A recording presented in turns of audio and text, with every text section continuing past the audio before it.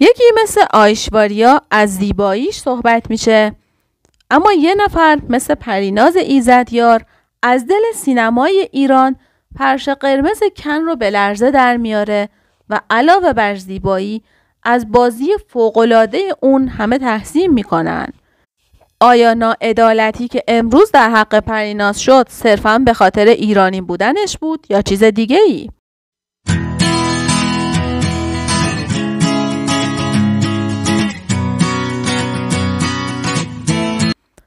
سلام دوستان عزیزم، حالتون چطوره؟ امیدوارم که عالی باشین.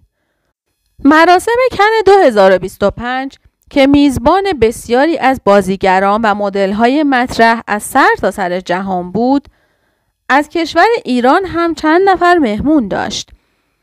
اما در حالی که همه از زیبایی و لباس خوب و آرایش آیشواریا داشتن صحبت می‌کردن، پریناز ایزدیار با آرامش و سکوت و با وقار همیشگیش روی فرش قرمز اومد و تمام نگاه ها رو مجذوب خودش کرد. اون با فیلم جنجالی زن و بچه به کارگردانی سعید روستایی به جشنواره کن قدم گذاشت و درخششی چشمگیر رو از خودش به جا گذاشت. پریناز در نقش مهناز، مادری تنها درگیر نابرابری با ساختارهای مردسالارانه بود که انقدر نقشش رو خوب بازی کرده بود که تحسین بسیاری از منتقدان جهانی رو برانگیخته بود. اما فقط نقش آفرینی اون نبود که جلب توجه کرده بود. پریناز با یه لباس بسیار زیبا و خاص که طراحی غزل رجبیان، همسر فعلی مهران مدیری، روی فرش قرمز بود، یکی از استایل های ماندگار کن امسال رو رقم زد.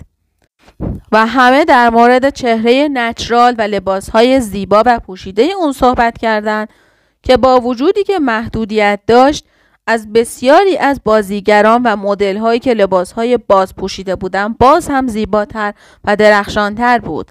و البته در حالتی که انتظار میرفت پریناز به خاطر فوت پدرش نتونه به مراسم بیاد، اون به این مراسم اومد و چهره درخشان این مراسم شد.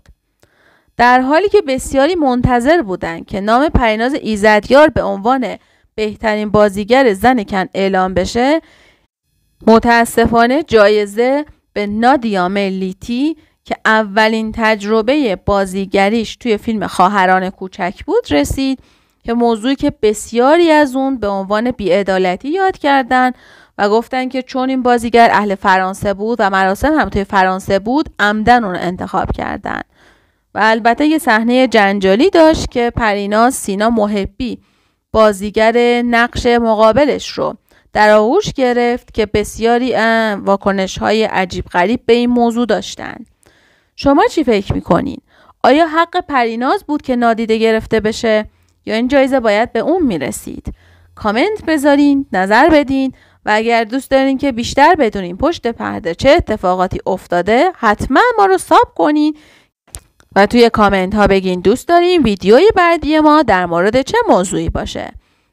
پس تا فردا شب ساعت 8 و یک ویدیوی جنجالی به درخواست شما. بدرود.